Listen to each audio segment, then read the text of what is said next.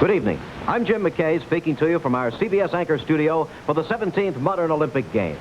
Through the years, beginning with the 1960 Summer Games in Rome, Jim McKay has been our Olympic guru, and through decades of change, he was a constant. At Innsbruck in 1964,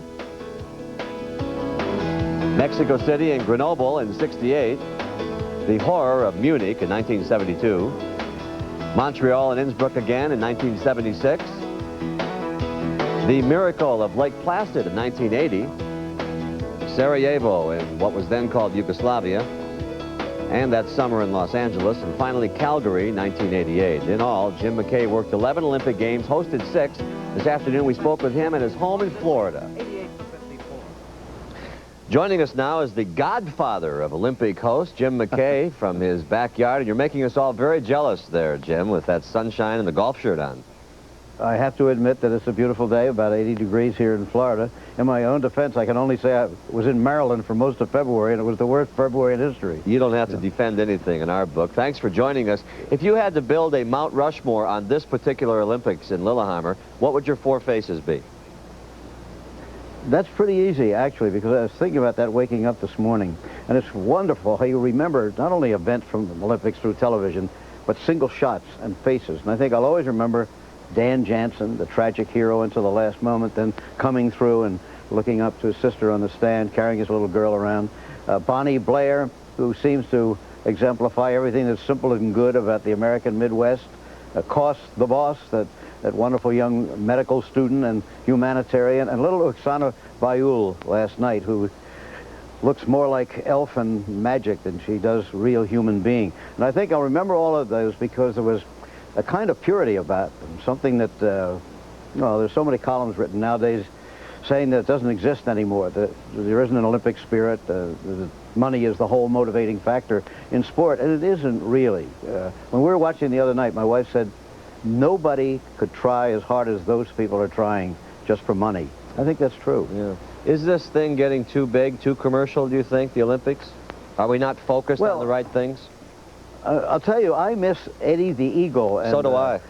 all the people who don't have a chance but come to participate, because that's what Baron de Coubertin said, didn't he? You know, when he founded the modern Olympics, he said the object should be to take part, not necessarily to win. But now there's no room for those guys anymore.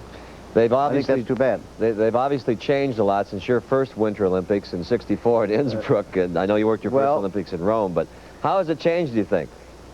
We've got about 2 hours.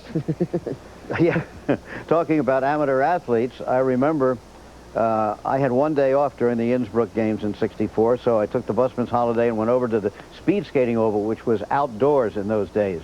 This was the 500 meters for men. The favorite, Yevgeny Grishin of the Soviet Union, had turned in a terrific time, and now the sun was up and the ice was beginning to melt with just a few skaters left.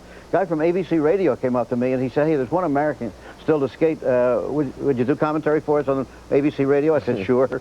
So I did it. Turned out to be Terry McDermott, a skating barber from Bay City, Michigan, and all he did was win a gold medal, the only gold medal for the United States in those games. What's changed, I think, is that you had a day off.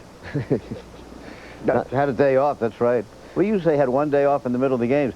Another of my days off was Munich, oddly enough. That terrible day of the tragedy was supposed to be my day off. The Israelis have now debuted in the Winter Olympics, and of course you were at Munich in '72. Your thoughts on that, sir? Munich in '72, maybe one thought that comes to my mind is that that incident absolutely stunned and horrified and almost stopped the world, at least for that one day. Now, by the rush of events and the nature of things, we've almost had to get used to these things happening from time to time, as of course they did yesterday in the Middle East. Jim McKay's finest Olympic moment, the lasting memory of an Olympics, Jim? I guess still my most lasting memory of the Olympics was an event that I didn't do the play-by-play on. Al Michaels did, and that was the hockey team in Lake Placid in 1980. Here was a bunch of American college kids beating not only the best hockey team in the Olympics, but the best hockey team in the world. Remember, the Soviets had beaten the NHL All-Stars 6-0, and here were these kids beating them 4-3.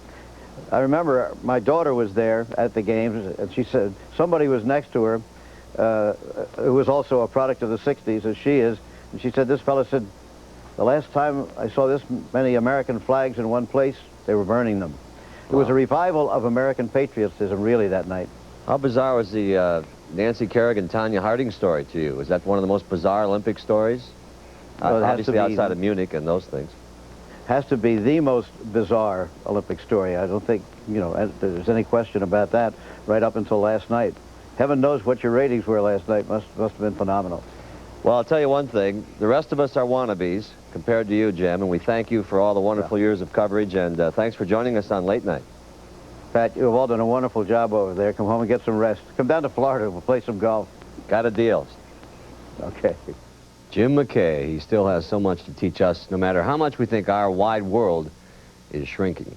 Coming up next, the continuing saga of Vagard and Faisal. Get out your popcorn. Here in Lillehammer, Late Night goes to the movies. Right after this, stay with us.